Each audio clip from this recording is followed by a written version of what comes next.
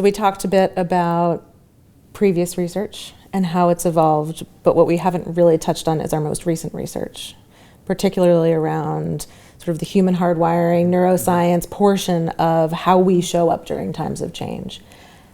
How do adaptable organizations or adaptive cultures relate to our most recent research? No, it's a great question. And, we talk about this often, but a lot of the original research was observational, and it was observing what worked. And a lot of the new research has been around, yes, observational, but also trying to understand why, right? Why is it that some of the things that we know work, like the accelerators, why do they work? And when I think about adaptive cultures and some of the traits that Vanessa was talking about earlier about adaptive cultures, the thing that strikes me is they are very similar to the things that you would do to activate Thrive.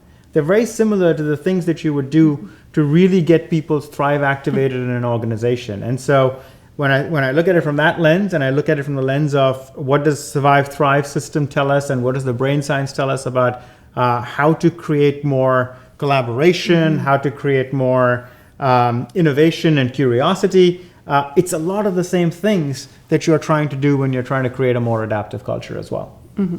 Yeah, and I think if you can activate more of that Thrive, it becomes a virtuous cycle, right? Because as you were saying, if you're in an overheated Survive, you don't want to take risks, right? In an overheated Survive, our natural response is to problem solve, to get rid of the crisis and the challenge, not to say, let me take a bigger risk, let me put things out there in a new way and challenge the status quo. So if you can create more Thrive, you'll create more of these behaviors, which also are likely to create a lot more of the emotions and kind of chemical responses that go along with Thrive, and they can kind of build on themselves over time.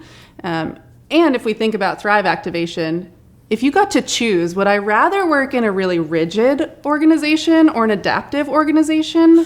Wouldn't we all choose to work in an adaptive organization? Yes. Yes, we would.